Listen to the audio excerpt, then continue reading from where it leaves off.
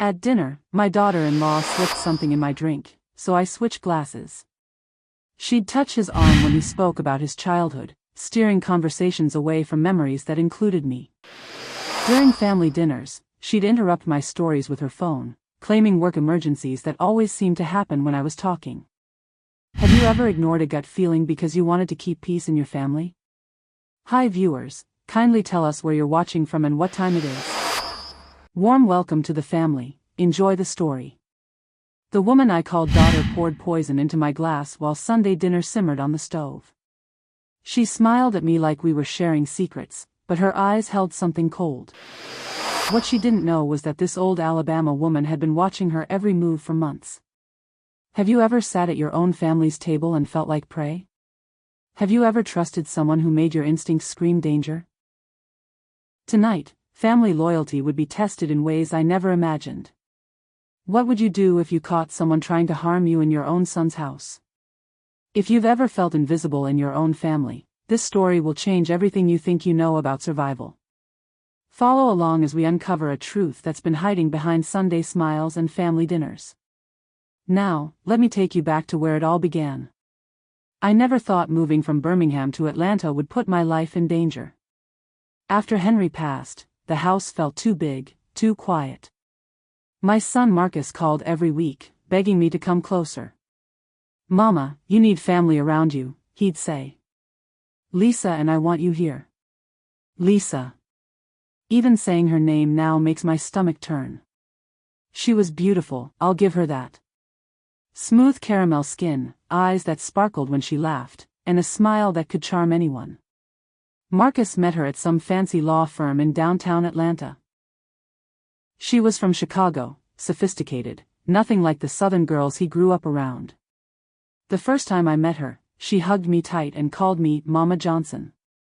But something felt off.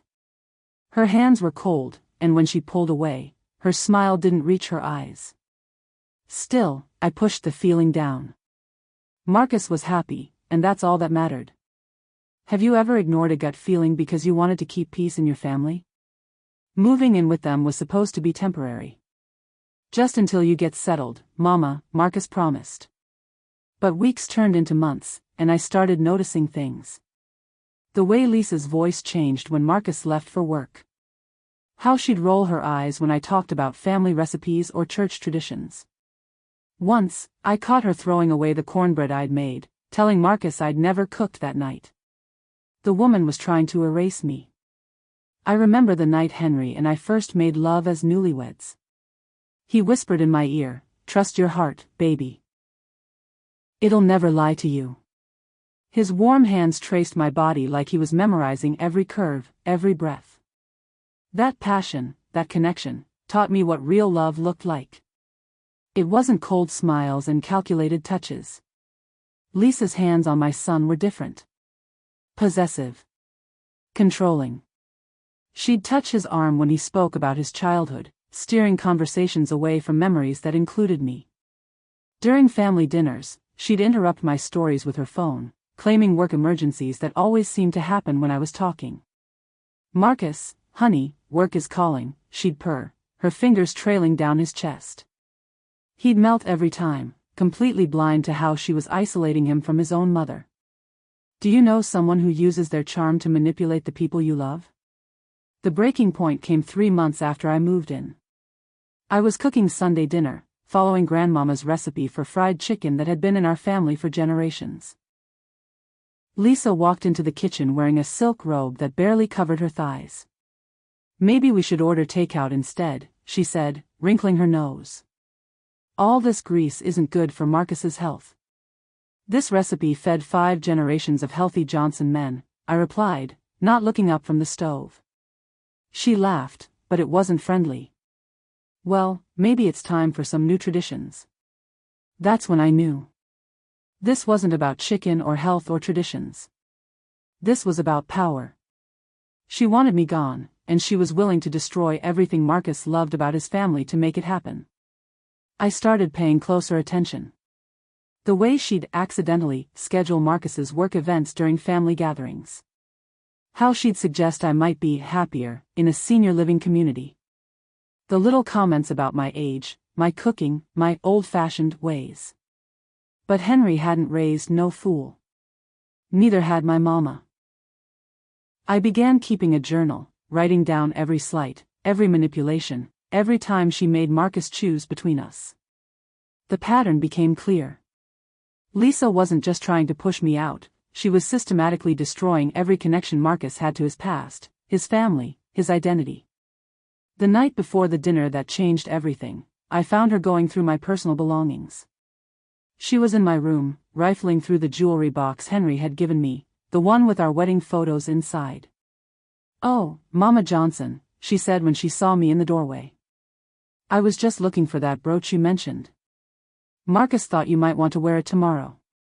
But Marcus had never mentioned any brooch. And her hands were holding my most private letters, the ones Henry wrote me during the war, full of love and longing and promises for our future together. "Put those down," I said quietly. She smiled that cold smile. "Of course. I was just admiring how devoted he was to you." The way she said devoted made my skin crawl. Like it was something pathetic instead of beautiful. That night, I called my sister Betty in Birmingham. "Something's not right here," I whispered into the phone after everyone had gone to bed. "Trust your instincts, Eleanor," she said. "You survived too much to let some girl run you out of your own family." As I hung up, I heard footsteps in the hallway. Slow, deliberate. They stopped right outside my door. If you've ever felt like someone was planning something terrible for you, hit that like button and keep watching. I didn't sleep that night. Instead, I sat by my window, watching the shadows move across the yard, thinking about Henry's hands on my skin and his voice in my ear. "Trust your heart, baby." My heart was screaming danger. The next evening, Lisa offered to cook dinner for the whole family. "Let me take care of everything, Mama Johnson," she said sweetly. "You deserve a break." I should have known right then that Sunday dinner would be my last meal, or hers. Sunday evening arrived with the kind of golden light that makes everything look peaceful. The dining room table was set with our good china, the kind Henry bought me for our first anniversary. Lisa had outdone herself: roast beef, mashed potatoes, green beans that actually smelled like grandmama's. For a moment, I almost felt guilty for suspecting her. Almost. "Mama Johnson, you sit right here," she said, pulling out the chair at the head of the table. "Tonight, you're our guest of honor." Marcus beamed. "Isn't she thoughtful, Mama?" I nodded, watching Lisa's hands as she moved around the table. Those same hands I'd caught going through my private things. Those same hands that had thrown away my cornbread. The family filed in: Marcus, Lisa, my granddaughter Keisha home from college, and Marcus's brother David with his wife Anne. Everyone laughing, talking, acting like we were the perfect American family. Have you ever been surrounded by people but felt completely alone? Lisa served everyone personally, playing the perfect hostess. When she got to me, she leaned in close.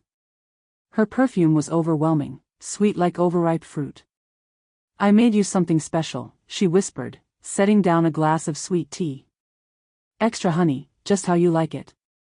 But I'd never told her I liked extra honey. I watched her move to her own seat, picking up an identical glass. The tea looked the same, smelled the same. But something in her movements felt rehearsed, like she'd practiced this moment. During dinner, I pretended to listen to Keisha talk about her psychology classes while keeping my eyes on Lisa. She kept glancing at my glass, then at the clock on the wall. "Waiting." "Grandmama, you're not drinking your tea," Keisha noticed. "Just letting it cool down, baby," I said. Lisa's smile tightened. "It's perfect temperature, Mama Johnson.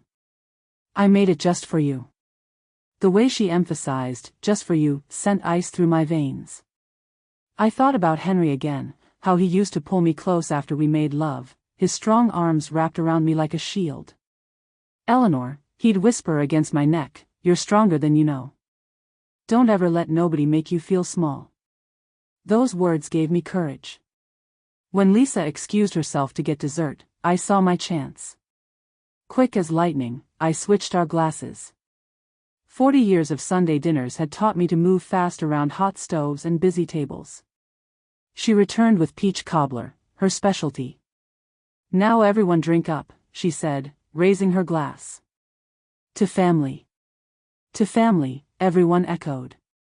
I watched her face as she lifted the glass, my original glass, to her lips. For just a second, her eyes met mine, and I saw recognition flash across her features. She knew. She knew that I knew. But she couldn't stop now, not with everyone watching. She took a sip.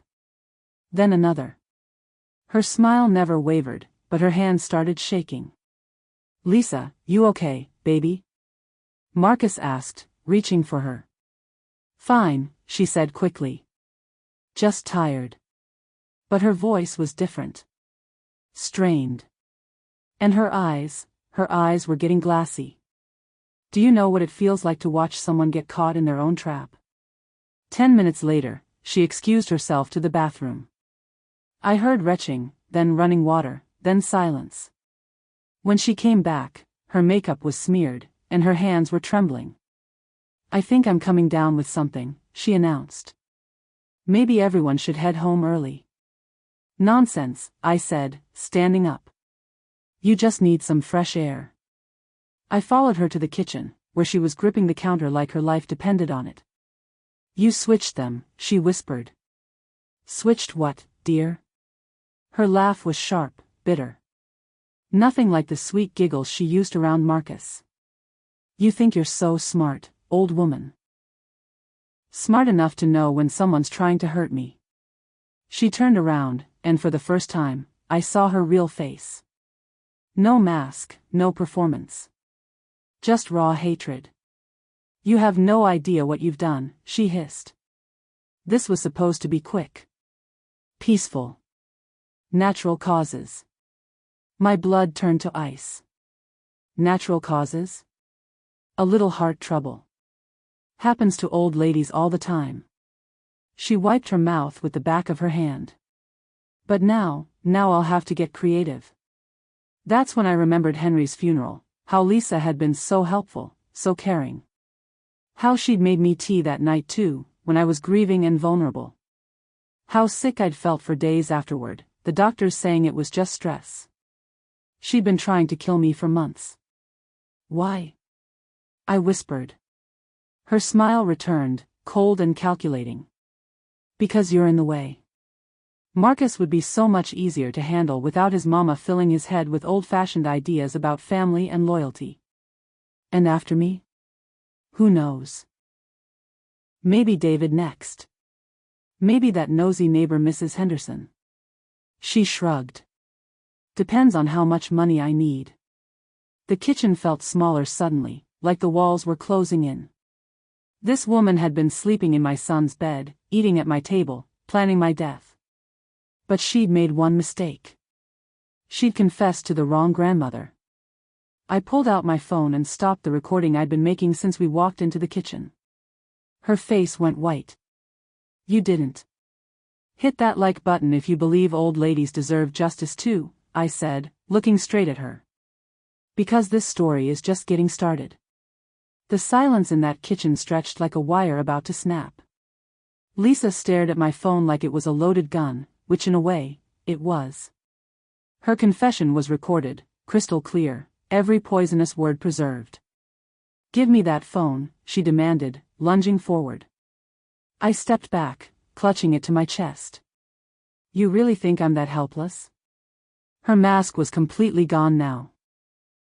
The sweet daughter-in-law who called me Mama Johnson had vanished, replaced by something desperate and dangerous.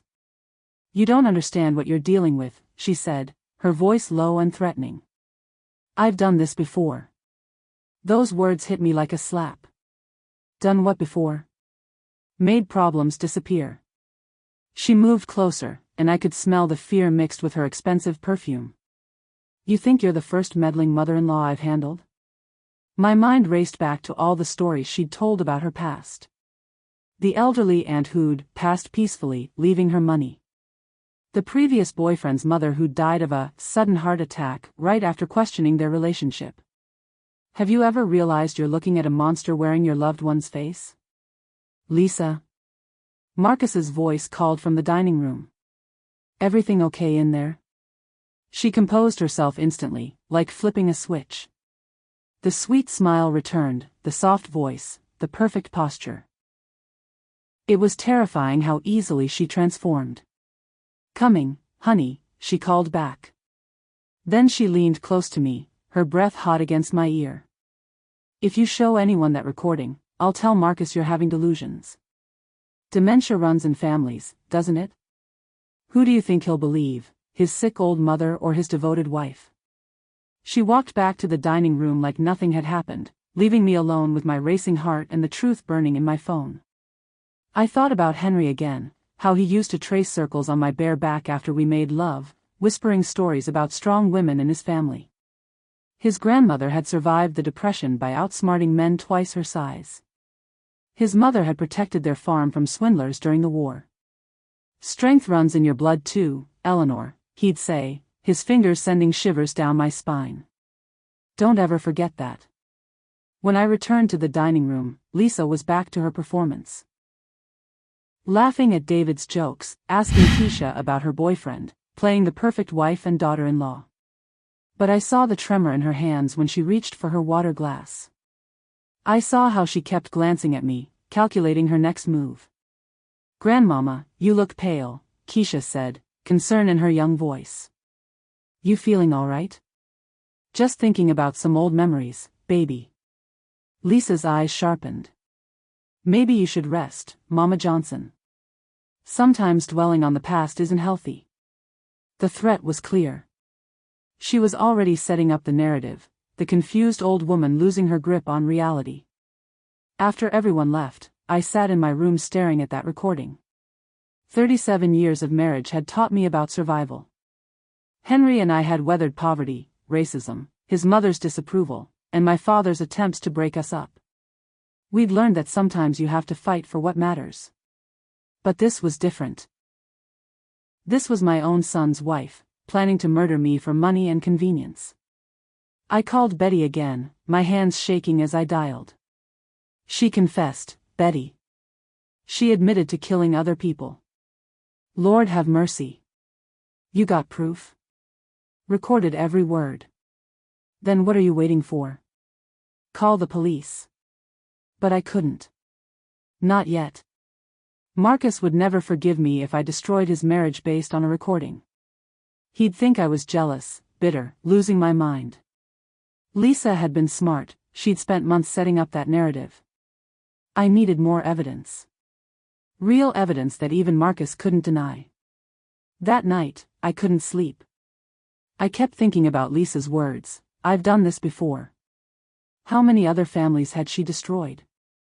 How many other mothers had died thinking they were just getting sick? Around 3 a.m, I heard movement in the hallway. Soft footsteps, trying not to wake anyone. I crept to my door and peered through the crack. Lisa was standing outside my room, just standing there in her silk nightgown, watching my door like a cat watches a mouse hole. What do you do when you realize someone is planning your death and they're living in the same house? I backed away from the door, my heart hammering. She knew I had that recording. She was planning her next move, and it wouldn't be subtle this time. I thought about Henry's funeral, how Lisa had been so helpful afterward. Making me tea, rubbing my shoulders, telling Marcus how worried she was about my episodes of confusion and sadness. She'd been poisoning me then too. Slowly, carefully, making it look like grief and old age. But I'd survived. Somehow, my body had fought off whatever she'd been giving me. Maybe it was stubborn Alabama genes, or maybe God wasn't ready for me yet. I pulled out my laptop, the one Keisha had taught me to use, and started researching. Poisoning elderly family members. Inheritance murder cases. Black widow killers. The stories I found made my blood run cold. Women who married for money, then systematically eliminated family members who stood in their way. The methods were always the same, slow poisoning disguised as natural illness, targeting the most vulnerable family members first. I was the perfect first target. Elderly, recently widowed, financially comfortable, and standing between Lisa and complete control over Marcus. By dawn, I had a plan. If you've ever had to become a detective to save your own life, smash that subscribe button. I wasn't going to wait around to be murdered. I wasn't going to let this woman destroy my son's life the way she'd probably destroyed others. And I sure wasn't going to let her get away with treating this old woman like she was invisible. Lisa had made one crucial mistake. She'd assumed that because I was old, I was weak. She'd forgotten that surviving 7 decades in America as a black woman requires skills she couldn't even comprehend. She'd picked the wrong grandmother to mess with. The recording on my phone was just the beginning. By the time I was finished, the whole world would know exactly who Lisa really was. But first, I had to make sure I lived long enough to expose her. The next morning, I woke up with purpose burning in my chest. For the first time in months, I felt like myself again, not the invisible old woman Lisa wanted me to be, but the fighter Henry fell in love with. I started with the obvious move. While Lisa was at work and Marcus was running errands, I searched her belongings. Not just looking, searching like my life depended on it, because it did. Her makeup bag held more than cosmetics. Hidden in a secret compartment, I found 3 small bottles with labels I didn't recognize. The liquid inside was clear, odorless. I took pictures of everything, my hands steadier than they'd been in years. In her jewelry box, underneath expensive earrings Marcus definitely couldn't afford on his salary, I found something that made my stomach drop. A small address book filled with names, dates, and dollar amounts. Next to each name was a single word, complete. There were 17 names. 17 people this woman had completed. Do you know what it feels like to hold evidence of serial murder in your trembling hands? I photographed every page, my phone capturing the meticulous records of a professional killer. Some entries went back 5 years. Different cities, different relationships, but always the same pattern, older family members dying of natural causes shortly after Lisa entered their lives. The last entry was Fresh Inc., Eleanor Johnson, Atlanta, Georgia, $850,000 inheritance plus house equity, timeline, 6 to 8 weeks. She'd calculated my worth down to the dollar. I thought about Henry's life insurance money, the house we'd paid off together, the savings account we'd built over 37 years of marriage. To Lisa, I wasn't a person. I was a payday. My hands were shaking so badly I almost dropped the book. That's when I saw the final page, a list of future projects. Marcus's name was there. David's name. Even little Keisha. This woman was planning to murder my entire family. I remembered the night Henry and I conceived Marcus, how we lay tangled in bed sheets afterward, planning our future. Henry's hands caressed my growing belly while he whispered dreams about the man our son would become. He's going to be strong, Eleanor. Strong and good, just like his mama. But strength and goodness had made Marcus vulnerable to a predator who specialized in destroying good men. I put everything back exactly as I'd found it, my mind racing. The evidence was overwhelming, but would anyone believe an old woman's word against a charming young lawyer? That afternoon, I did something I hadn't done in years. I called my old friend Ruby, who worked at the courthouse. Ruby, I need to know about background checks. Real ones, not the kind you do online. Eleanor, what kind of trouble you getting into? The kind that might save my son's life. 2 hours later, Ruby called back with information that confirmed my worst fears. Lisa Williams wasn't even Lisa's real name. She was Amanda Foster, wanted in connection with 3 suspicious deaths in Chicago. The FBI had been tracking her for 2 years. My son had married a fugitive. That evening, Lisa made dinner again.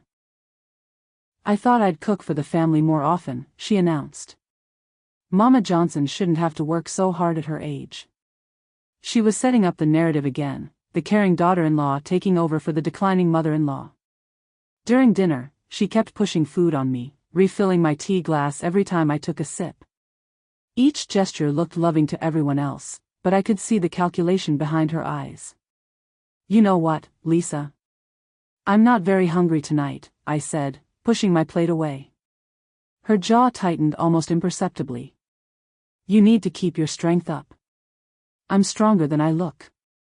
Of course you are, she said, but her voice had an edge. But even strong women need to take care of themselves. After dinner, I excused myself early. In my room, I called the FBI tip line Ruby had given me. I have information about Amanda Foster, I told the agent. Ma'am, can you hold please? When she came back, her voice was sharp with attention. What kind of information? She's living in my house under the name Lisa Williams. She's married to my son, and she's planning to kill me. Ma'am, we're going to need you to come in tomorrow. Can you do that safely? I'll make it work. Mrs. Johnson. Don't eat or drink anything she gives you. Don't be alone with her. Can someone stay with you tonight? I looked at my closed door, knowing Lisa was somewhere in this house, probably planning her next move. I'll manage. That night, I heard those footsteps again. This time, they stopped at my door, and I saw the handle turn slowly. I pretended to be asleep, controlling my breathing while my heart hammered against my ribs. She stood in my doorway for what felt like hours, just watching me. I could feel her presence like ice in the room. When she finally left, I heard her whispering on the phone in the kitchen. I couldn't make out words, but the tone was urgent, frustrated. She was calling someone for help. I thought about all the nights Henry and I had made love in this very room when Marcus was little, how safe I'd felt in his arms, how he'd promised nothing bad would ever happen to me as long as he was alive. Well, Henry, I whispered to the darkness, I guess I'm going to have to protect myself this time.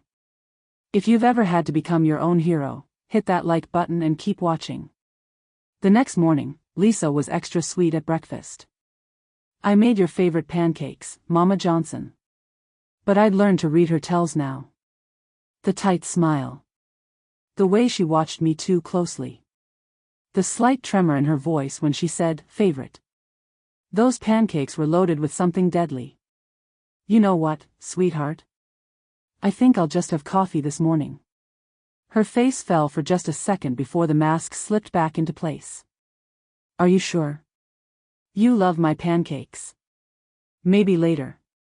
I watched Marcus eat them instead, my heart stopping when I realized what that meant. If those pancakes were poisoned, and Marcus was eating them. But nothing happened to him. Which meant whatever she was using was specifically dosed for my body weight, my age, my metabolism. This woman had been studying me like a science experiment. The appointment with the FBI was in 2 hours. I just had to survive that long. What would you do if you discovered your family was living with a serial killer? Getting to the FBI office felt like sneaking out of enemy territory. I told Marcus I was going to the doctor for a routine checkup, which wasn't exactly a lie. I was trying to save my life. Lisa offered to drive me. I don't mind, Mama Johnson. We could get lunch afterward. That's sweet, honey, but Betty's picking me up. Sister time, you know. Her smile froze. She hadn't expected that. Good. Betty arrived right on time, bless her heart. I'd called her at 5 in the morning, explaining everything. She drove down from Birmingham without asking a single question, just like when we were kids and one of us was in trouble. You sure about this, Eleanor? She asked as we drove through downtown Atlanta traffic. Sure as I've ever been about anything. The FBI building was nothing like I'd expected. Clean, quiet, intimidating. Agent Martinez met us in the lobby, a young Latina woman with kind eyes and a firm handshake. Mrs. Johnson, thank you for coming in. Can you tell me how you know Amanda Foster? She's been calling herself Lisa Williams. She's married to my son. Agent Martinez's eyebrows shot up. She's married? For 8 months now. Why, is that important? Mrs. Johnson, Amanda Foster is wanted in connection with 7 deaths across 3 states. Marriage fraud is part of her pattern. 7 deaths. My legs went weak. In the interview room, I played the recording from my phone. Agent Martinez listened without interruption, her face growing more serious with each word. This is excellent evidence, Mrs. Johnson. But we need more to make charges stick. Would you be willing to help us gather additional proof? What kind of help? We'd like you to wear a recording device during future interactions. Get her to confess again, on tape, with better audio quality. Have you ever been asked to put your life on the line to catch a killer? I thought about Marcus, about how betrayed he'd feel when he learned the truth. I thought about all the other families this woman had destroyed, all the mothers who died believing their children loved them. What do I need to do? Agent Martinez smiled. Just be yourself, Mrs. Johnson. But be careful. Amanda is dangerous, and she knows you're onto her now. They fitted me with a tiny recording device, smaller than a hearing aid. The wire ran under my clothes, invisible to anyone not looking for it. Test it out, Agent Martinez said. Testing, testing. Can you hear me? Perfect. Remember, we need her to confess to specific crimes. Names, dates, methods. Can you handle that? I nodded, but my stomach was churning. This woman had been sleeping next to my son, eating at my table, planning my murder. Now I was going to confront her directly. The drive home felt like riding toward a battlefield. Lisa was in the kitchen when I returned, making what looked like my afternoon medication smoothie. She did this every day now, claiming it was for my health. How was your appointment, Mama Johnson? Fine. Just routine blood work. She handed me the smoothie, watching my face carefully. Drink up. You need your vitamins. I took the glass, feeling the weight of the recording device against my skin. This was it. Lisa, honey, can we talk? Just us girls? Her eyes sharpened. Of course. What's on your mind? I sat down at the kitchen table, the same table where she'd tried to poison me 2 nights ago. The irony wasn't lost on me. I've been thinking about what you said the other night. What about? About making problems disappear. She went very still. When she spoke, her voice was careful, controlled. I don't know what you mean. Sure you do. You told me you'd done it before. Made problems disappear. Mama Johnson, I think you might be confused. The way you made that aunt in Chicago disappear? The one who left you all that money? Her face went white. How do you know about Aunt Margaret? Got her. Same way I know about Thomas Miller in Detroit. And Janet Stevens in Cleveland. She sat down hard, like her legs had given out. You don't know what you're talking about. Don't I? Seems like everywhere you go, Lisa, elderly people start dying of mysterious illnesses. Always people with money. Always people who stand in your way. The recording device felt warm against my skin, capturing every word. You can't prove anything, she whispered. Can't I? That's when she made her second mistake. Instead of denying everything, she leaned forward and grabbed my wrist, her fingernails digging into my skin. Listen to me, you old bitch. I've killed better people than you. Smarter people. Younger people. Don't think for 1 second that I won't finish what I started. Is that a threat? It's a promise. Her grip tightened. Accidents happen to old ladies all the time. Falls downstairs. Choking on food. Heart attacks during sleep. I pulled my arm away, rubbing the red marks her nails had left. So you're admitting you killed those people? She laughed, but it wasn't humor. It was the sound of someone who'd gone past caring about consequences. Margaret lasted 3 weeks. Just kept getting weaker and weaker until her heart finally stopped. Thomas was quicker, 2 doses in his coffee and he was gone. Janet fought the longest, almost a month, but they all go eventually. If you've ever heard evil speak with a human voice, you know that sound chills your soul. And me? You should have been dead weeks ago. But you're stubborn, aren't you? She stood up, moving to the kitchen counter where the knives were kept. Maybe it's time to try a more direct approach. My phone buzzed with a text message.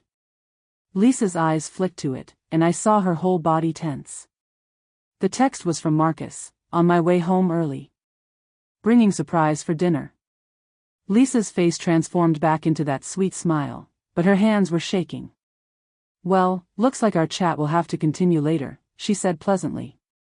But I could see the calculation in her eyes. Marcus coming home early had disrupted whatever she'd been planning to do to me in that kitchen. Looking forward to it, I said, matching her fake sweetness. As she left the room, I touched the recording device through my shirt. Every word was captured. Every threat, every confession, every detail about her previous murders.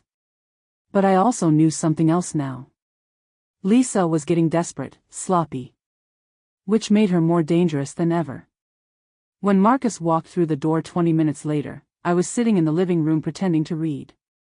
Lisa greeted him with a passionate kiss that went on too long, her hands roaming his body like she was claiming territory.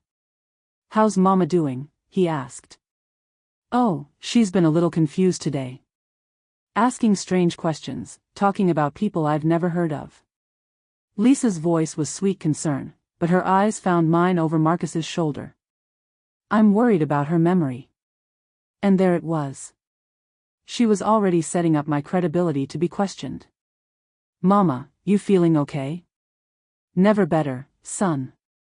But I could see doubt creeping into his face. The woman he loved was telling him his mother was losing her mind, and he wanted to believe the woman he shared his bed with every night. Who would you believe, the person you make love to, or the person who raised you? That night, I lay in bed listening to them through the thin walls. Lisa's voice was different in their bedroom, commanding, intense. She was working hard to keep Marcus distracted, to make sure his loyalty stayed with her. I pulled the covers over my head, remembering my own passionate nights with Henry. Real love felt different than what I was hearing. Real love didn't use intimacy as a weapon. Around midnight, I heard Lisa get up. Her footsteps moved through the house, checking doors, windows, probably making sure I hadn't tried to escape. She was planning something big for tomorrow. I could feel it. I touched the recording device one more time, making sure it was still secure. Agent Martinez had said they needed more evidence, more confessions. Tomorrow, I'd give her exactly what she needed. But tonight, I had to survive until morning. Subscribe if you want to see how this grandmother takes down a serial killer. The next morning brought news that changed everything. Agent Martinez called while Lisa was in the shower. "Mrs. Johnson, we found something. Amanda Foster has been using your son's credit cards to purchase materials consistent with poison manufacturing. We need to move fast." "What kind of materials?" "Industrial cleaners, chemical compounds, items that could be converted into untraceable toxins." "She's escalating, Mrs. Johnson. We think she's planning something major." My blood went cold. "Today?" "Possibly. Can you get out of the house?" "I'll try." But when I hung up, Lisa was standing in my doorway, fully dressed, watching me with those calculating eyes. "Who was that, Mama Johnson?" "Wrong number." Funny how wrong numbers always happen when I'm not around to answer. She stepped into my room, closing the door behind her. "We need to have another chat." My heart started racing. The recording device was still in place, but Agent Martinez's words echoed in my mind. "She's escalating." "About what, dear?" "About your little investigation yesterday." She sat on my bed, too close, her perfume suffocating. "Did you really think I wouldn't notice my things had been moved?" "I'd been careful, but not careful enough." "I don't know what you mean." Her laugh was sharp. "Please. I've been doing this longer than you've been suspicious. I know when someone's been through my belongings." She pulled out her phone, showing me a photo. It was me, going through her makeup bag, taken from some hidden camera I'd never noticed. "Smart old ladies are so much more dangerous than confused ones," she said softly. "Which means you'll need to disappear sooner than planned. Have you ever realized you're completely trapped with no way out?" Lisa. My real name is Amanda, but you already know that, don't you? She leaned closer, her breath hot against my ear. You know what I love about killing old women? They're so fragile. One little push down the stairs, and everyone just assumes poor health and bad balance. Marcus will know. Marcus will be devastated by his mother's tragic accident. And I'll be there to comfort him through his grief. Her hand trailed down my arm, a mockery of affection. Then, after a respectful mourning period, maybe he'll have his own accident. Grief does terrible things to people's judgment. I thought about Henry's hands on my body, how gentle he was despite his strength. How he'd whisper that I was precious, irreplaceable. This woman touched people like they were objects to be broken. The insurance money from both of you should set me up nicely for the next city, the next family. How many families have you destroyed? Enough to retire comfortably. But this is my last job. After Marcus, I'm done. She stood up, smoothing her skirt. Now, I'm going to make you some nice hot tea, and we're going to settle this today. No more games. And if I refuse? Then your death won't be as peaceful as I planned. She left me alone, and I heard her moving around the kitchen, probably preparing my final drink. I had maybe 10 minutes to figure out how to survive. I called Agent Martinez, whispering frantically. She knows. She's making something right now to kill me. Can you get out? She's watching. And she has cameras hidden everywhere. Mrs. Johnson, listen carefully. We're sending units now, but you need to stall her. Keep that recording device active and get her to confess to specific crimes on tape. How do I stall someone who's trying to murder me? You're stronger than you know. Use that. When Lisa returned with the tea, I was sitting calmly in my chair. Drink up, Mama Johnson. This one's special. I'm sure it is. Just like the tea you made Aunt Margaret. She froze. What did you say? Margaret Foster. Your husband's aunt in Chicago. The one who died of mysterious heart problems after you moved in to help her. How do you know that name? Same way I know about the life insurance policies. The forged wills. The credit cards you opened in dead people's names. Her composure cracked completely. You stupid old woman. You have no idea what you started. Tell me about Thomas Miller. What about him? How did you kill him? She set the tea down hard, liquid sloshing over the rim. Why do you want to know? Because I want to understand what kind of monster my son married. Monster? She laughed bitterly. I'm a businesswoman. I provide a service. What service is that? I solve problems. Rich old people are problems for their families. They waste money on medical bills, take up space in nice houses, make young people wait for their inheritance. My mouth fell open. You think you're doing families a favor? I know I am. Ask any caregiver drowning in debt while grandma hoards money she'll never spend. Ask any child watching their parents suffer in pain just to cling to a few more meaningless years. So you murder them. I free them. And I free their families. She picked up the teacup, holding it toward me. This is your freedom, Eleanor. From pain, from loneliness, from being a burden. I'm not a burden. Aren't you? When's the last time Marcus took a vacation because he was worried about leaving you alone? When's the last time he brought friends over because you might embarrass him with your old stories? Your son tolerates you. But after you're gone, he'll realize how much happier he is without the constant worry. Is that what you told Thomas Miller's family? Thomas was easy. Lonely widower, desperate for company. I gave him 3 months of the best sex of his life before I put him out of his misery. She was confessing to everything, and she didn't even realize it. What about the others? Each one different. Margaret was a slow poison in her nightly wine. Janet got it in her morning pills. Robert in Phoenix thought he was having heart medication, but it was actually stopping his heart. And me? You were supposed to be the easiest. Grieving widow, recent move, isolated from friends. A little something in your food every day, just enough to weaken you gradually. But it didn't work. No. Her eyes narrowed. You're tougher than expected. Which is why we're doing this the direct way. She pushed the tea toward me again. Drink it, Eleanor. Don't make this harder than it needs to be. What if I scream? Go ahead. Marcus is at work. The neighbors are too far away. And even if someone came, I'll just tell them you're having an episode. Dementia, you know. Sad, but common. I looked at the tea, then at her face. This woman had perfected the art of murder, refined it into a business model. She'd killed 7 people and was about to make it 8. But she'd never met a woman like me. You want to know something, Amanda? Her real name made her flinch.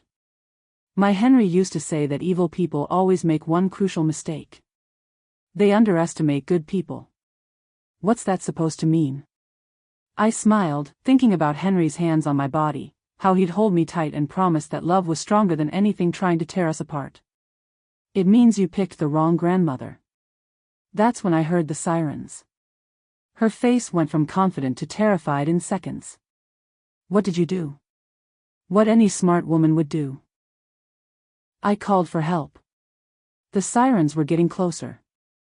Lisa grabbed the teacup and threw it against the wall, ceramic exploding everywhere. You think this is over? She screamed. You think arresting me will save your precious family? What do you mean? She pulled out her phone, showing me a text message, package delivered to Marcus's office. My heart stopped. What package? Insurance policy. If anything happens to me, your son gets a very special delivery. The front door burst open. FBI. Nobody move.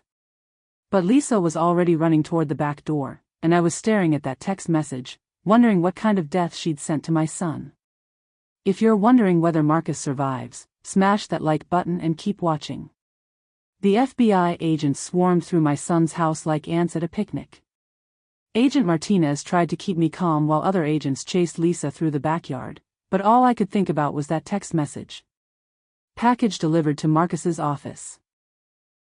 Mrs. Johnson, we need you to call your son right now, Agent Martinez said, pressing a phone into my hands. Tell him not to open any packages, don't touch anything unusual. My fingers shook as I dialed Marcus's work number. Johnson Construction, this is Marcus. Son, listen to me carefully. Don't open any packages that came to your office today. Mama? What packages? What's going on? Just promise me. Don't touch anything that doesn't belong there. You're scaring me. Are you okay? How do you tell your child that the woman he loves is a serial killer who just tried to murder him? I'm fine, baby. There's been some trouble at the house. Come home, but be careful. What kind of trouble? The kind that requires police. I hung up before he could ask more questions. Agent Martinez was watching me with sympathy in her eyes. We'll get through this, Mrs. Johnson. But I need to prepare you, there's going to be media attention. Amanda Foster has been on our most wanted list for 2 years. Media attention? Your testimony is going to put away a serial killer. That makes you a hero, but it also makes you a target for any associates she might have. Associates. The word hit me like ice water. Lisa hadn't been working alone. Who else is involved? We're investigating. But Mrs. Johnson, you need to understand, you've done something incredibly brave today. Most of Amanda's victims never had the chance to fight back. I thought about those 17 names in her address book. 17 families destroyed by this woman's greed and cruelty. 17 people who'd trusted someone who was planning their death. They caught Lisa at the fence behind the house. I watched through the kitchen window as they handcuffed her, her designer clothes torn from running through the bushes. She was screaming something I couldn't hear, her face twisted with rage. But what haunted me was remembering how she looked making love to my son. I'd caught glimpses sometimes, the way she'd position herself in their bedroom doorway when she knew I was walking past, like she was marking territory. Her movements were calculated even then, performed rather than felt. Everything about this woman was a lie, including her passion. Marcus arrived 20 minutes later, his face white with confusion. "Mama, what's happening? Why are there FBI agents in my house?" Agent Martinez took him aside for a private conversation. I watched my son's face change as she spoke, disbelief, denial, horror, then devastating acceptance. "That's not possible," he kept saying. "She loves me. We're talking about having kids." Kids. My stomach lurched. What would she have done to innocent babies who cried too much or needed too much attention? When Marcus finally looked at me, his eyes were broken. "How did you know?" "Mother's instinct." "Why didn't you tell me?" "Would you have believed me?" He was quiet for a long moment, and I knew the answer. He wouldn't have. Love had made him blind to everything except Lisa's performance. "She tried to poison you?" "Multiple times. And I never." He sat down hard, his head in his hands. "God, Mama. I brought a killer into our home." I moved to comfort him, but he flinched away. The guilt was eating him alive. "This isn't your fault, son. Isn't it? I chose her. I defended her when you tried to warn me. I made you feel unwelcome in your own son's house. Have you ever watched someone you love blame themselves for being manipulated?"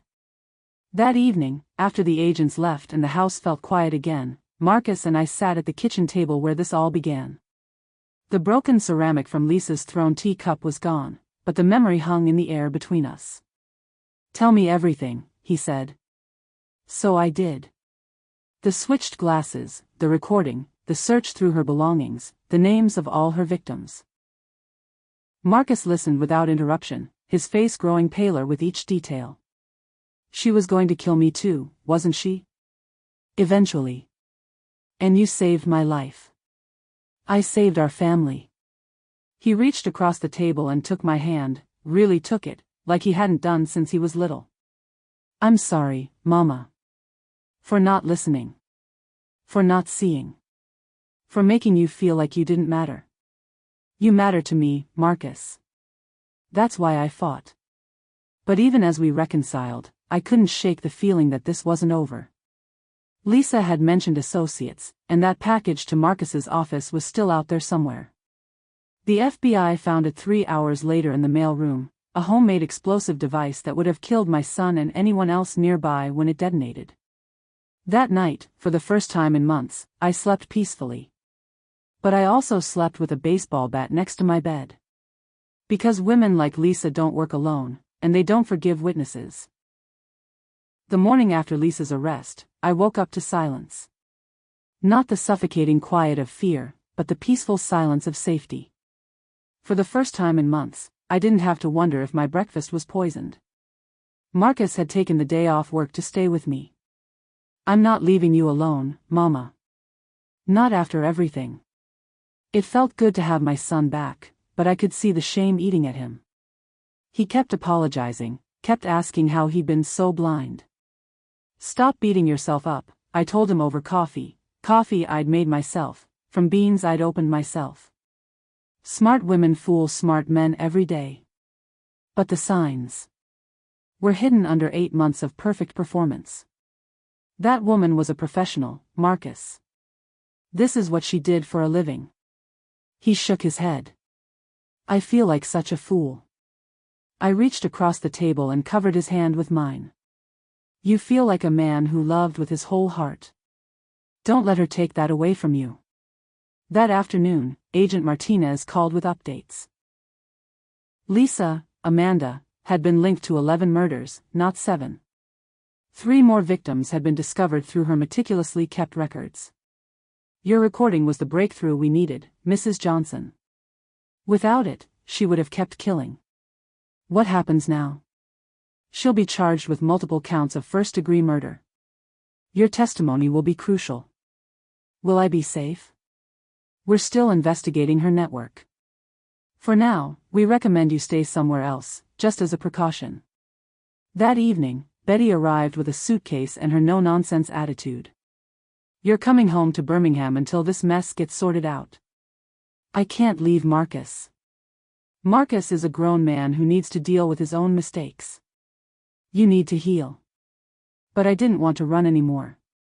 This house, this city, this life, I'd fought for it. I'd earned the right to stay. That night, I called Mrs. Henderson, the neighbor who'd taken those photos. She came over with a bottle of wine and a determination to hear everything. I knew something was wrong with that girl, she said, pouring generous glasses. Too perfect, you know. Real people have flaws. We sat on the porch, two old women sharing wine and stories, and for the first time in months, I felt like myself again. Tell me about your Henry, she said. So I did. I told her about our wedding night, how nervous we both were but how right it felt when he finally touched me. How he'd trace letters on my skin after we made love, spelling out promises and dreams. How even in our 70s, he could still make me feel beautiful and desired. That's what real love looks like, Mrs. Henderson said. Not that performance that girl was putting on. You saw it too? Honey, I saw everything. The way she'd position herself in windows when other men walked by. How she'd dress when the mailman came. That woman was always hunting. Do you know how good it feels to have someone validate what you've been seeing all along? We talked until midnight, sharing stories about survival and strength. Mrs. Henderson had her own tales, an abusive first husband she'd outsmarted, a business partner who'd tried to cheat her, children who'd disappointed her but eventually came around. We're the generation that doesn't quit, she said, raising her glass. They can try to make us invisible, but we're still here. The next morning, I woke up feeling stronger than I had in years. Betty was in the kitchen making breakfast, humming church songs like she used to when we were girls. You look better, she observed. I feel better. Good. Because that FBI lady called. They want you to come in today for more questioning. At the FBI office, Agent Martinez showed me photos they'd found in Lisa's, Amanda's, apartment. Pictures of me taken from a distance, notes about my daily routines, detailed plans for my murder. She'd been studying you for months, Mrs. Johnson. Planning every detail. Why me first? You were the biggest threat to her control over Marcus. As long as you were alive, there was someone who might see through her act. I studied the photos. In some of them, I was gardening, cooking, reading on the porch. Simple moments that this woman had turned into surveillance. She documented everything, Agent Martinez continued. Your medications, your sleeping patterns, even your favorite foods. She was going to use all of it against you. But looking at those photos, I saw something else. I saw a woman living her life fully, not hiding in fear. Even while being hunted, I'd continued to be myself. Mrs. Johnson? There's something else. We found communications between Amanda and at least 3 other people. A network of people who do this kind of work. More killers? We think so. And they know you're the witness who brought Amanda down. The joy I'd been feeling evaporated. Am I still in danger? We're investigating. But yes, potentially. That night, alone in my room with Betty sleeping in the guest bed, I made a decision. I wasn't going to live in fear anymore. Lisa had tried to take everything from me, my life, my family, my peace of mind. But she'd failed. And I was still here. I pulled out the journal I'd started keeping and wrote down everything I'd learned. Not just about Lisa, but about myself.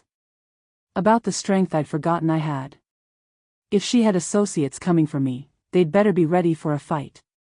Because this old Alabama woman wasn't finished yet. Hit subscribe if you want to see how this story ends. Those police files spread across Detective Martinez's desk told a story that made my stomach turn. 5 dead husbands. 3 different states. All the same pattern. Mrs. Johnson, Martinez said, pointing to a photograph, meet Elena's first husband from Michigan. Died of heart failure at 32.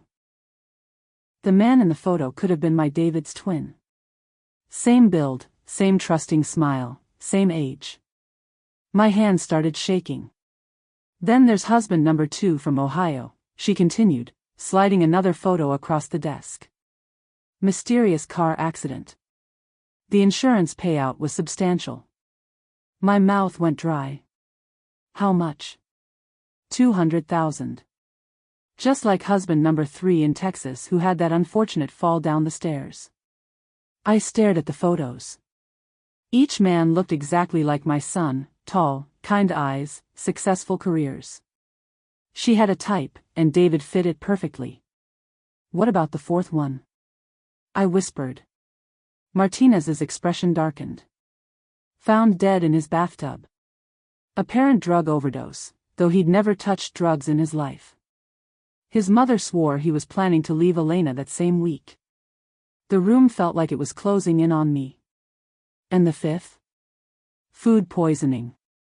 Severe reaction to shellfish he'd eaten his whole life without problems. Elena inherited everything. His house, his business, his life insurance. I thought about the bottle in Elena's makeup bag. The way she'd watched me so carefully at dinner. How she'd smiled when she thought I was drinking poison. She's done this before, I said, my voice barely audible. Mrs. Johnson, your son has been married to a serial killer for 2 years. And based on her pattern, she's getting ready to strike again. My chest tightened.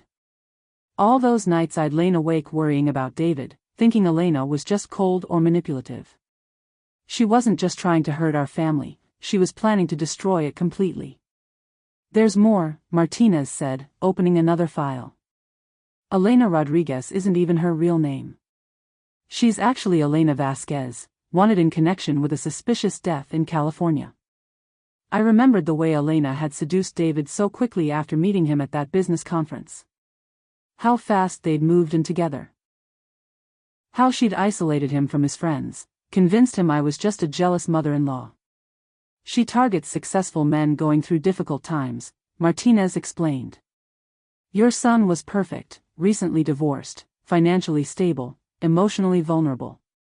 The detective showed me surveillance photos of Elena meeting with an unknown man at a downtown hotel.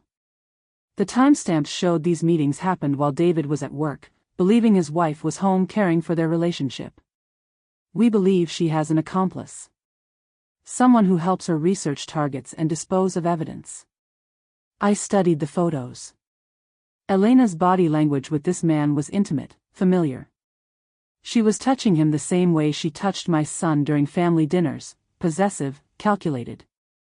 How long do we have? I asked. Based on her previous patterns, she typically strikes within 6 months of marriage. David's been married to her for 24 months. She's overdue. My blood ran cold. Elena was already planning David's death, and I was probably the only thing standing between her and another perfect murder. What can I do? Martinez leaned forward. We need evidence of her current activities. Something that connects her to the previous murders or proves she's planning another one. I thought about the dinner conversation I'd recorded, Elena's reaction to switching the glasses, her cryptic threats afterward. But was it enough? She knows I'm watching her now, I said. She'll be more careful. That's actually good for us. Pressure makes people make mistakes. She's going to slip up, and when she does, we need to be ready. The detective handed me a small device that looked like a hearing aid. This will record everything. Wear it whenever you're around her. Get her talking about the past, about her other relationships. I held the device in my palm, feeling its weight. Such a tiny thing, but it might save my son's life. Mrs. Johnson, I have to ask. Are you prepared for the possibility that your son might not believe you at first? Men in love with these women often deny the evidence until it's almost too late. I thought about David's face when he'd begged me to stay quiet after the dinner incident. The way he defended Elena even when he'd seen her put something in my glass with his own eyes. I've already lost my husband, I said quietly. I won't lose my son to this woman's games. Martinez nodded with respect. Then let's catch a killer. Walking out of that police station, I felt something I hadn't experienced since my husband died: purpose. Elena thought she was hunting prey, but she'd made one critical mistake. She'd threatened someone's grandmother, and this grandmother had survived the civil rights movement, raised a son through poverty, and buried a husband after 50 years of marriage. I wasn't some helpless old woman she could manipulate or eliminate. I was a warrior who just learned the rules of her game. That night, I called David. "Son, I want to have Elena over for dinner tomorrow. Just the three of us. I think it's time we had a real conversation." "Mama, are you sure? After what happened last time?" "I'm sure, baby. Trust your mama on this one." But as I hung up the phone, Elena's laughter from that dinner echoed in my mind. She thought she'd won. Tomorrow night, she'd learn what happens when you threaten an Alabama grandmother's family. Have you ever felt that moment when you realize you're not the victim in someone else's story, you're the hero of your own? Drop a comment below if you've ever had to fight for someone you love. 3 months after Elena's arrest, David moved back home with me. Not permanently, he insisted, just until he could sort through the wreckage of his life and figure out who he was when nobody was manipulating him. I didn't mind having him back. The house had felt too quiet since Robert died, and hearing David's footsteps in the hallway reminded me of when he was young and I could protect him just by being nearby. "Mama," he said one morning over coffee, "I keep having nightmares about touching her. About all the times I thought she was making love to me, and she was just working." I reached across the table and squeezed his hand. "Son, intimacy isn't about what she did to you. It's about vulnerability, trust, genuine connection. Elena couldn't fake those things even if she tried. How do I ever trust someone again?" It was a question I'd been expecting. The same way you learn to walk after falling down as a child. Carefully, but with faith that your legs will hold you up. David was seeing a therapist twice a week, trying to sort through years of emotional manipulation. Dr. Williams had explained that Elena's victims often struggled with their sense of reality long after the danger passed. "She made me doubt everything I knew about love," David told me one evening. "When she touched me, when she said she loved me, it felt real. Because part of it was real, baby." Elena couldn't completely fake physical response or intimate connection. She just used those real moments to hide her true intentions. David was learning to separate the genuine feelings he'd experienced from the lies Elena had told. It was slow, painful work, but I could see him getting stronger every day. The trial was scheduled for next month. Elena had been denied bail after attempting to seduce one of the male guards within her first week in custody. Even locked up, she couldn't stop playing her games. "Will you testify?" David asked. "Of course. And so will you." I don't know if I can face her again. I understood his fear. Elena still had power over him psychologically, even after everything. But David needed to see her in that courtroom, powerless and caged, to truly break free from her hold. "Baby, when you stand up in that courtroom and tell the truth about what she did, you'll be protecting the next man she would have killed. That's how you turn your pain into purpose." Detective Martinez visited regularly to update us on the case. She'd become more than just a law enforcement contact, she was becoming a friend. "Mrs. Johnson," she said during one visit, "the Michigan police found new evidence connecting Elena to 2 more deaths. Men who died before her first official marriage." David looked sick. "How many people has she killed?" "We may never know the full number. But because of your mother's courage, we stopped her before she could kill again." Martinez had brought photos of Elena's other victims' families. Mothers, siblings, children who'd lost loved ones to this woman's calculated evil. David studied each photo carefully. "They all look like me," he said quietly. Elena had a very specific type. Successful, kind men going through vulnerable periods. You fit her pattern perfectly. That evening, David found me in the garden where I was tending Robert's rose bushes. "Mama, can I ask you something?" "Always.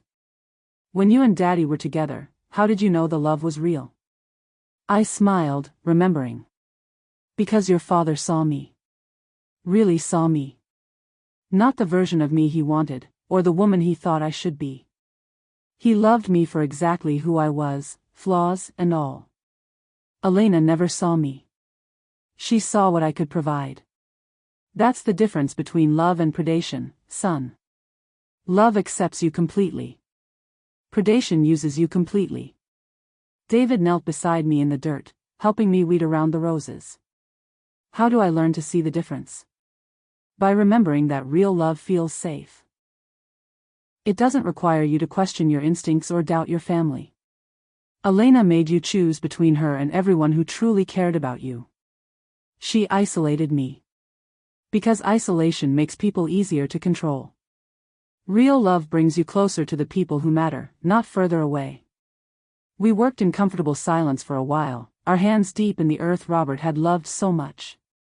Gardening was therapy for both of us, nurturing life after dealing with so much death. Mama, I need to tell you something. What's that, baby? I think part of me knew something was wrong. But I didn't want to be another failed marriage, another disappointment. I stopped digging and looked at my son. David Thomas Johnson, you listen to me. You are not a disappointment. You're a good man who got targeted by a professional predator. That's not failure, that's being human. But if I'd listened to you earlier, then Elena would have found another way to manipulate the situation. These women are experts at what they do. Don't blame yourself for being a normal person who wanted to be loved. That night, David cooked dinner for us, something he hadn't done since high school. As we ate his slightly burnt chicken and perfectly seasoned vegetables, I saw glimpses of the confident man he'd been before Elena. You know what I realized today, he said. What's that? I want to help other men recognize the warning signs. Maybe speak at support groups or work with Detective Martinez's team. I felt pride swell in my chest. My son was turning his trauma into purpose, just like his father would have done. Robert would be proud of you, I said. Think so? I know so. You're becoming the man he raised you to be. As we cleaned dishes together, David said quietly, Mama, thank you for saving my life. That's what mothers do, baby. We protect our children, no matter how old they get. Have you ever had to help someone rebuild their life after betrayal? Let us know in the comments how you supported them. The courthouse was packed with families of Elena's victims. 7 confirmed deaths across 4 states, and she sat at the defendant's table looking like she was attending a business meeting instead of her own murder trial. I testified for 3 hours, describing everything from the poisoned glass to the recorded confession. Elena watched me the entire time, occasionally smiling like we were sharing a private joke. Mrs. Johnson, the defense attorney asked, isn't it possible you misunderstood my client's intentions that evening? Sir, there's no misunderstanding poison in a water glass. But you admit you switched the glasses without telling anyone? I switched them because I recognized the smell. My late husband was a pharmacist for 30 years. I know what shouldn't be in drinking water. The prosecutor presented Elena's full confession, the insurance policies, the fake identities, the pattern of deaths that stretched back over a decade. The evidence was overwhelming. But Elena's defense team had one final strategy. Ladies and gentlemen of the jury, her lawyer said during closing arguments, my client is clearly mentally ill. She needs treatment, not imprisonment. I watched Elena's face during this speech. She showed no emotion, no remorse, no indication that she understood the magnitude of what she'd done. She was already planning her next move, probably calculating how to manipulate the prison system. David testified last. His voice shook as he described years of emotional manipulation, the isolation from family and friends, the way Elena had systematically dismantled his self-confidence. She made me believe my mother was jealous and interfering, he said. She convinced me that choosing her over my family was proof of my love. Do you believe your wife intended to kill you? David looked directly at Elena. I believe she was planning my death from the moment we met. Elena blew him a kiss.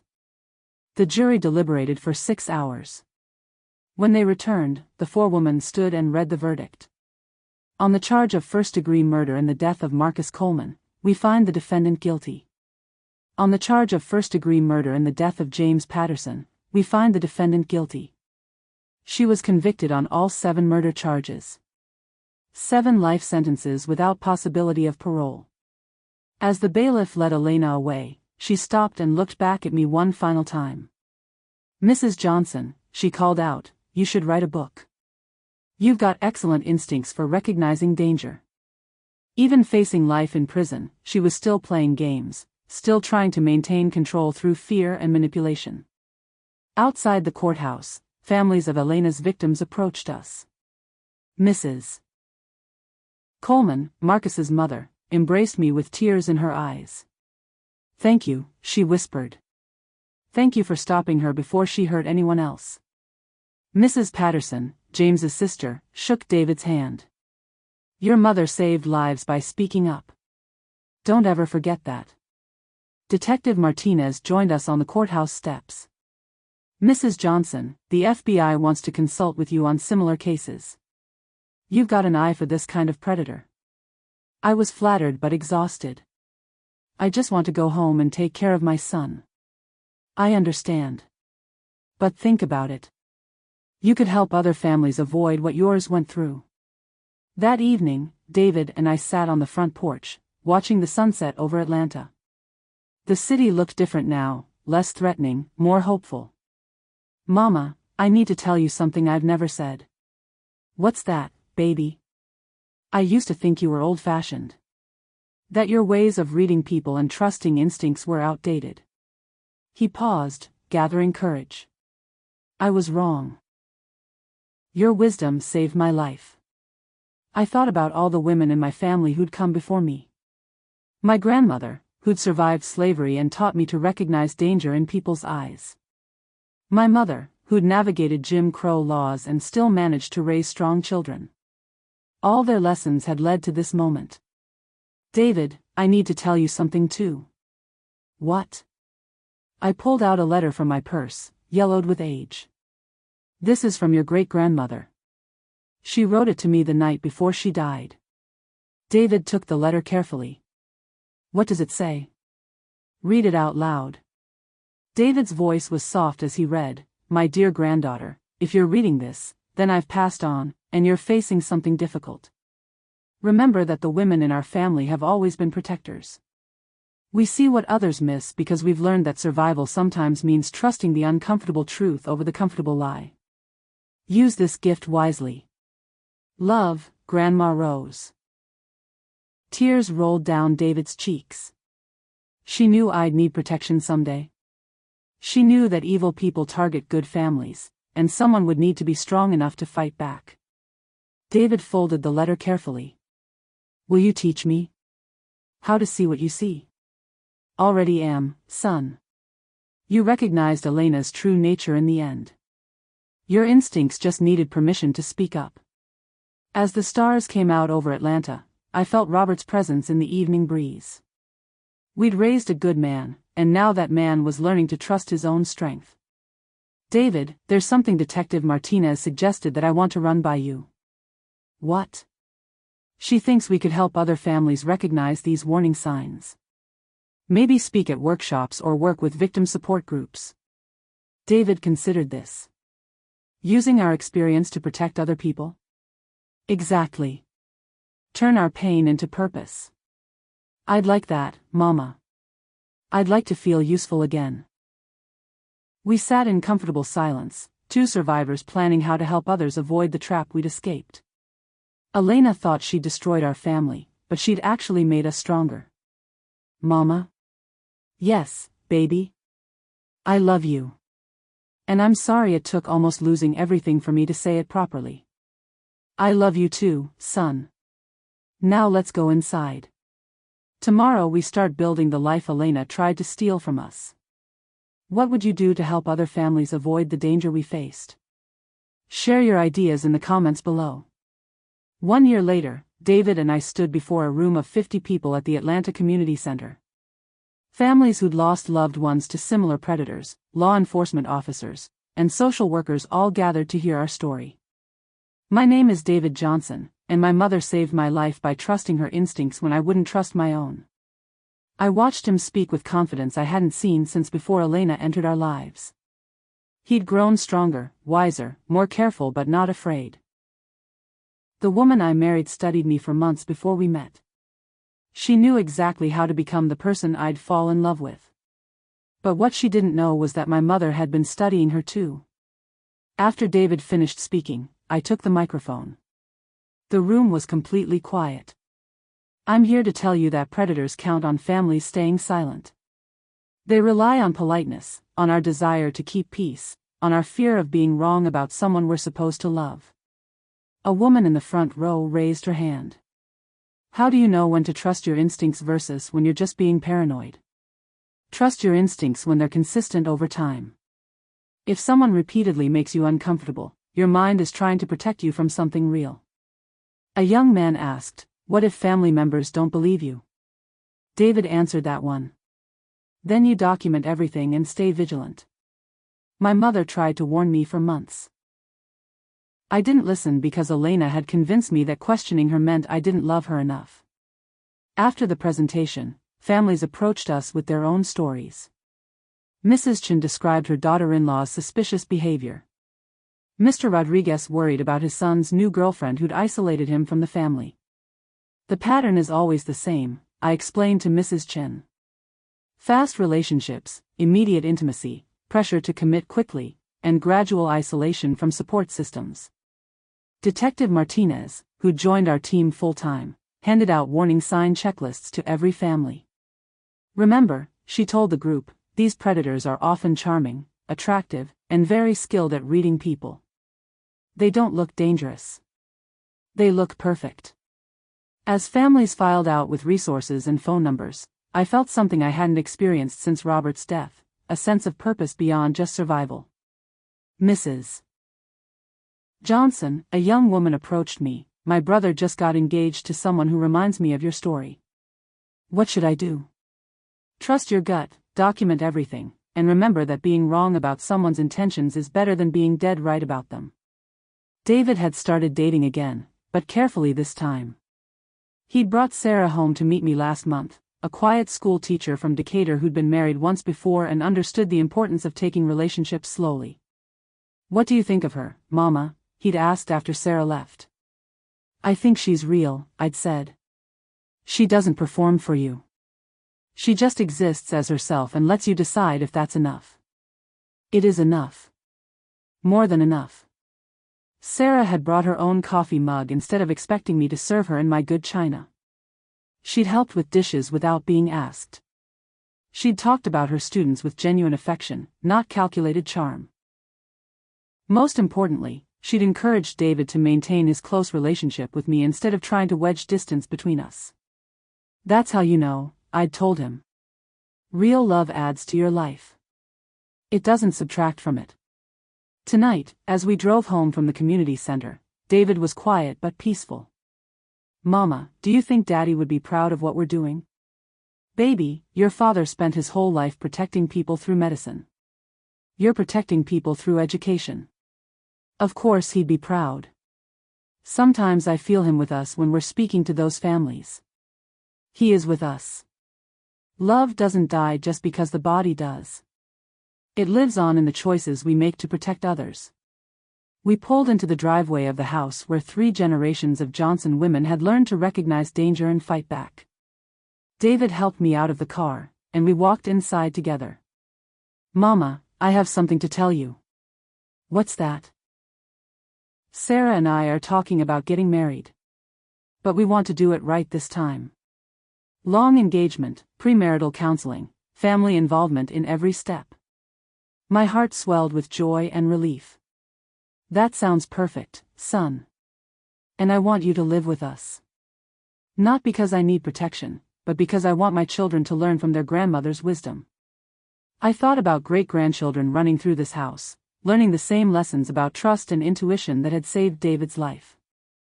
I'd love that, baby. As we prepared for bed, I reflected on everything we'd survived. Elena was serving multiple life sentences, never eligible for parole. 7 families had closure. David was building a healthy relationship based on honesty instead of manipulation. But most importantly, the wisdom my grandmother had passed down to me was now living in David. He'd teach his children to trust their instincts, to value family input, to recognize when someone's love felt real versus when it felt like performance. Elena had tried to end our family line, but instead, she'd made us stronger. The Johnson family would continue protecting each other for generations to come. Standing in my bedroom, I looked at Robert's picture on the nightstand. "We did good, baby," I whispered. "Our son is safe, and he's going to be okay." Tomorrow, David and Sarah would start planning their future together. Detective Martinez would call with updates on other cases where our story had helped families recognize similar dangers.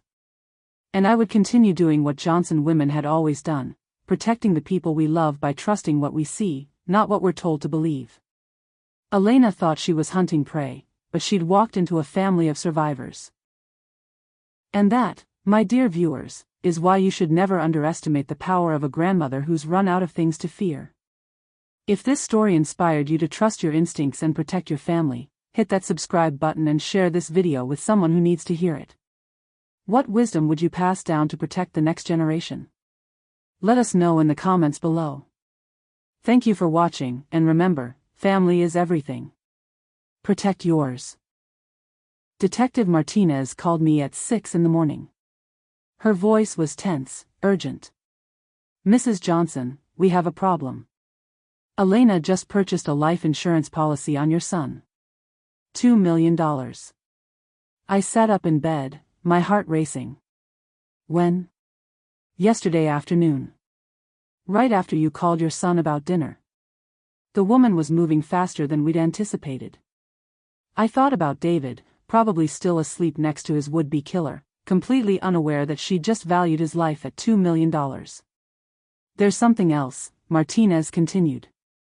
"We ran the fingerprints from that bottle you brought us. Elena's real name is Carmen Delgado, and she's wanted for questioning in 7 states. 7 states. 7 dead men. And my son was supposed to be number 8. Detective, how do we stop her? Tonight's dinner is our best shot. But Mrs. Johnson, I need you to understand, this woman is extremely dangerous. She's killed before, and she won't hesitate to kill again if she feels trapped." An hour later, Martinez knocked on my door. She looked younger than I'd expected, maybe 45, with intelligent eyes and calloused hands that told me she'd fought her own battles. "I brought coffee," she said, holding up a bag from the local shop. "We need to go over everything." Sitting at my kitchen table, she spread out photos and documents while I poured coffee into my good china cups. There was something about sharing coffee that made difficult conversations easier. "Tell me about your marriage, Mrs. Johnson. How did you and your husband handle conflicts?" The question surprised me. "Why do you ask?" "Because Elena studies her victims' families. She knows exactly how to exploit emotional wounds and family dynamics. Understanding your strength will help us predict her next move." I thought about Robert and our 50 years together. We fought like cats and dogs sometimes, but we never went to bed angry. He used to say that problems left alone in the dark grow teeth. Martinez smiled. "Smart man. Elena counts on families keeping secrets, staying quiet about problems. She thrives in silence." "Well, she picked the wrong family then.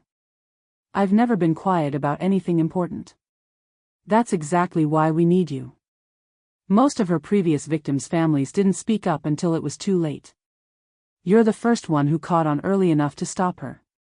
Martinez showed me surveillance photos of Elena meeting with different men over the past month. In each picture, she was dressed differently, sometimes professional, sometimes seductive, always perfectly calculated.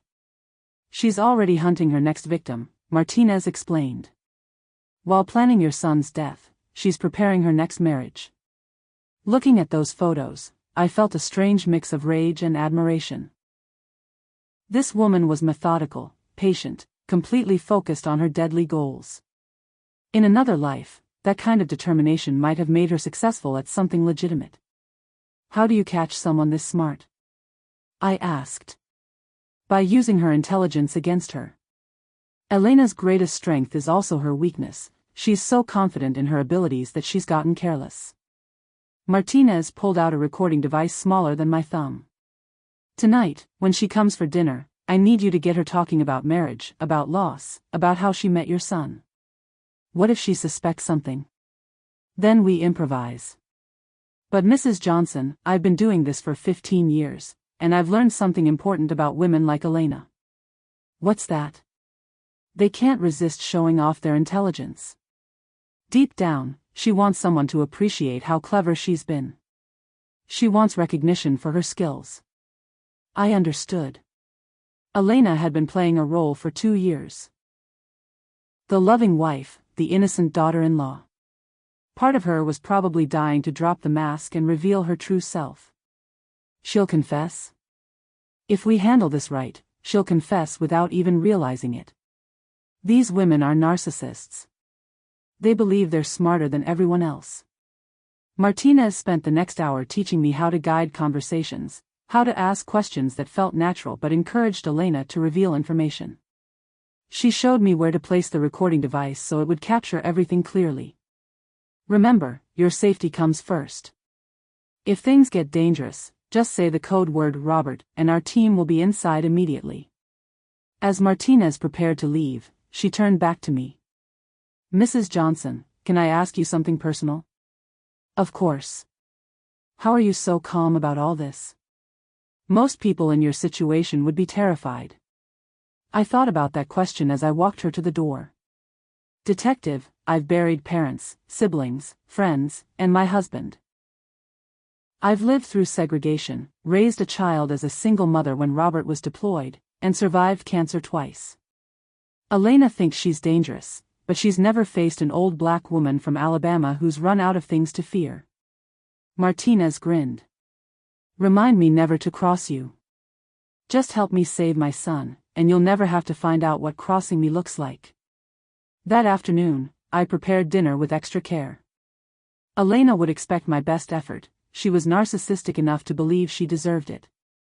I made her favorite chicken, prepared the vegetables exactly how she liked them, and set the table with my finest dishes. But hidden under my collar was the recording device, and in my pocket was a phone connected directly to Martinez's team. Elena Rodriguez, or Carmen Delgado, or whatever her real name was, had killed 5 good men. Tonight, she'd learned that this grandmother wasn't going to let her make it 6. Have you ever prepared for a conversation that could save someone's life? Let me know in the comments what you would do in my situation. Elena walked into my house wearing a red dress that hugged every curve, her smile bright enough to fool anyone who didn't know what I knew. She kissed my cheek like always, but this time I felt the calculation behind it. Miss Johnson, you look lovely tonight, she said, handing me a bottle of wine. I brought your favorite. It wasn't my favorite. It was the same brand she'd used to mask the taste of whatever she'd put in my glass before. But I smiled and accepted it graciously. Thank you, dear. David should be here any minute. Elena moved through my living room like she owned it, touching my pictures, examining my belongings. She was studying me, looking for weaknesses, planning her next move. I love what you've done with the place, she said, picking up a photo of Robert and me on our wedding day. You two looked so happy. 50 years of marriage, I replied, activating the recording device as naturally as possible. Robert always said the secret was never giving up on each other, no matter what secrets came to light. Elena's smile flickered for just a moment. Secrets can be dangerous in marriage. Indeed they can. Though sometimes the most dangerous person is the one pretending they don't have any. David arrived just as Elena was examining my china cabinet. He kissed her forehead and squeezed my shoulders, completely oblivious to the tension in the room.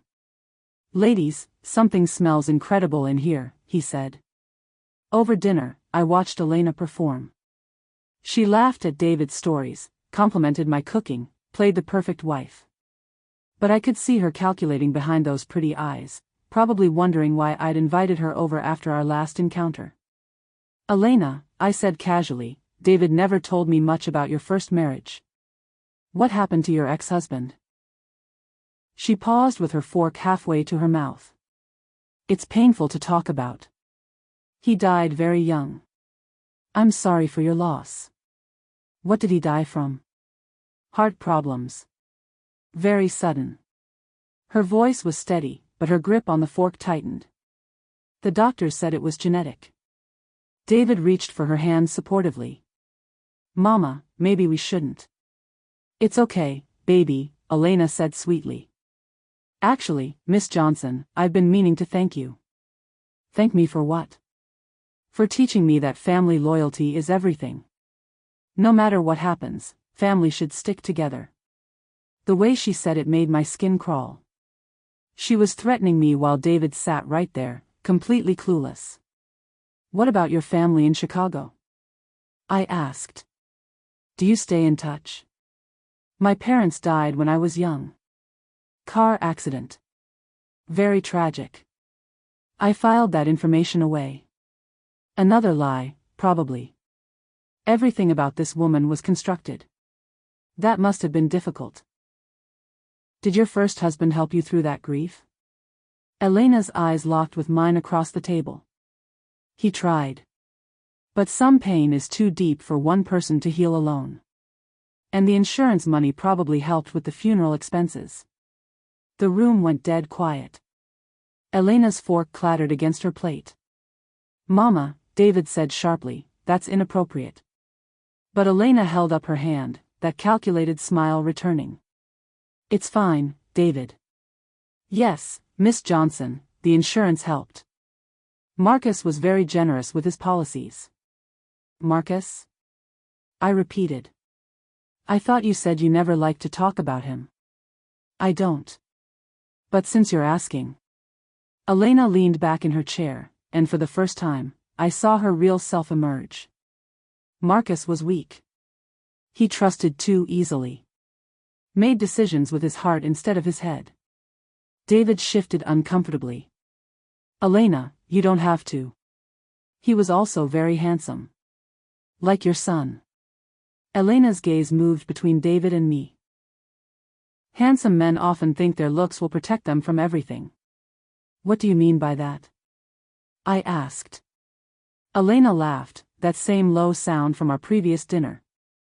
I mean that attractive, successful men often assume women love them for who they are, not what they can provide. And what did Marcus provide? Security. Stability. A comfortable lifestyle. She picked up her wine glass, the same way she'd picked up my poisoned water. Until he started asking too many questions. David was staring at his wife like he'd never seen her before. Questions about what? Elena turned to him with false sweetness. Nothing important, honey. Ancient history. But I pressed forward. What kind of questions made you uncomfortable, Elena? The kind that showed he didn't trust me completely. Her voice carried an edge now. Men who don't trust their wives create problems for everyone. What happened to those problems? I asked quietly. Elena set down her wine glass and looked directly at me. They got solved. Permanently. The word hung in the air like smoke. David's face had gone pale. Elena, he said slowly, what are you saying? I'm saying your mother asks very interesting questions, David. Almost like she's investigating something. I felt the moment shifting, becoming dangerous. Elena was done pretending, and David was finally starting to see cracks in the woman he'd married. Maybe, Elena continued, her voice dropping to almost a whisper, your mother should be more careful about the questions she asks. Are you threatening my mother? Elena laughed again, but this time it was sharp, predatory. I'm simply pointing out that curiosity can be dangerous. Especially for older people who might accidentally hurt themselves. David stood up abruptly. What the hell does that mean? Sit down, baby, Elena said, her voice suddenly commanding. Don't let your mother turn you against me. But David remained standing. Elena, answer the question. Are you threatening my mother? Elena looked between us, her mask finally slipping completely. I'm protecting our marriage from outside interference. Your mother has been trying to break us up since day one. By asking about your dead husband? By asking questions that aren't her business. I watched my son's face change as understanding dawned. The woman he'd loved, shared his bed with, planned a future with, was revealing herself to be someone completely different. Elena, David said carefully, how exactly did Marcus die? She smiled then, and it was the most chilling thing I'd ever seen. He died the same way all men die when they stop being useful. The recording device under my collar captured every word. David sank back into his chair, staring at his wife like she was a stranger. What have I married? Elena reached across the table and touched his hand gently. You married the woman who's going to make you very, very happy. For as long as that lasts. If you were my son, would you run, or would you stay and fight? Comment below with your thoughts. The FBI team moved through my house like shadows while Elena confessed to crimes that made hardened agents pause their note-taking. She'd stopped pretending completely now, talking about murder like other people discussed grocery shopping. Marcus was actually my favorite, she said, completely calm as handcuffs clicked around her wrists. He lasted 8 months before he got suspicious. That's practically a record. David sat in my living room chair, his head in his hands, listening to his wife describe killing 5 men with the same casual tone she'd used to compliment my cooking. Elena, Agent Bradley said, you're confessing to multiple murders. Are you sure you don't want a lawyer present? Why would I need a lawyer? I'm excellent at what I do. She looked directly at David. Your son can tell you, I'm very, very good with my hands. David's shoulders shook. Whether from rage or grief, I couldn't tell. How? He whispered. How did I not see this? Elena's expression softened, like she genuinely cared about his pain. Because you fell in love with a character I created specifically for you. She was perfect, wasn't she? Beautiful, supportive, just damaged enough to make you feel needed. The woman I married doesn't exist? Oh, honey, Elena laughed, she never existed. I studied you for 3 months before we accidentally met at that conference. I knew exactly what type of woman would appeal to you. Agent Bradley was documenting everything, but I could see the disgust on her face. We were watching a master manipulator explain her craft. What about the other men? David asked, his voice hollow. What about them? They served their purpose, and when they became problems, I solved them. Elena shrugged like she was discussing weather. It's really quite simple once you understand men's weaknesses. Their weaknesses? You all think with the wrong head, David. Promise a man good sex and emotional support, and he'll sign over everything he owns. Insurance policies, bank accounts, property deeds, it's embarrassingly easy. I watched my son's face crumble as he realized how completely he'd been manipulated. Every intimate moment, every whispered, I love you, every time she'd made him feel like the most important man in the world, it had all been performance. The nights David couldn't finish the sentence. Were me doing my job. Though I'll admit, you were more enthusiastic than most. Elena's tone was clinical, detached. That passion made it easier to control you. Agent Bradley intervened. Mrs. Delgado, you have the right to remain silent. I know my rights. I also know you can't prove most of what I've done. I'm very careful about evidence. Except this time, I said quietly. Elena turned to me with something that might have been respect. Yes, except this time. You were cleverer than I expected. What was in the glass that night? Nothing fatal. Just something to make you sick enough to discourage further interference. Elena smiled coldly. I was saving the lethal dose for later. David stood up abruptly. I need air. He walked outside, and through the window, I could see him doubled over in my garden, probably throwing up everything Elena had ever made him eat. He'll recover, Elena said, watching him through the same window. Men always do. They find new women to fall in love with, and the cycle continues. Not all women are killers, Agent Bradley pointed out. No, but most women are survivalists. I just happen to be very good at it. Elena looked around my house one final time, her gaze lingering on family photos, Robert's old chair, the life I'd built through decades of honest work. You know what's funny, Miss Johnson? In another life, we could have been friends. We're both strong women who protect what matters to us. The difference, I said, meeting her stare, is that I protect life. You destroy it. Perspective, Elena shrugged. As they led her toward the door, Elena stopped and looked back at me. Oh, and Miss Johnson? That bottle you found in my makeup bag? That wasn't for you. My blood chilled. What do you mean? It was for David. I was planning to use it tomorrow night, after our romantic dinner.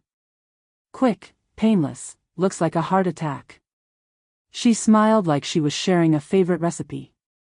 But your interference forced me to accelerate the timeline. David walked back inside just in time to hear his wife describe his planned murder.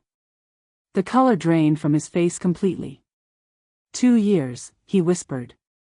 I've been sleeping next to my own killer for 2 years. Elena looked at him with something that might have been pity. You were a good husband, David. Better than most. If it helps, I was planning to make your death very peaceful. Agent Bradley had heard enough. Let's go, Mrs. Delgado. As the FBI car pulled away from my house, David collapsed into Robert's old chair and began to cry. Not just tears, but the deep, body-shaking sobs of a man whose entire reality had been shattered. I sat beside him and held his hand the way I'd done when he was small and scared. Mama, how did you know? A mother's instinct, baby. And 50 years of marriage taught me to recognize when someone's performing love instead of feeling it. I almost died, he said, the words barely audible. But you didn't. And now you'll be smarter about protecting yourself. David looked up at me with red eyes. I'm sorry I didn't believe you. I'm sorry I chose her over your warnings. You fell in love, son. That's what you were supposed to do. Elena just happened to be very good at counterfeiting the real thing.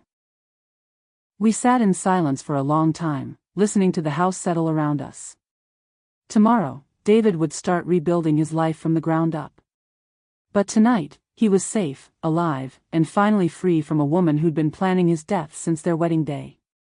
How do you rebuild trust after discovering everything you believed was a lie? Share your thoughts below.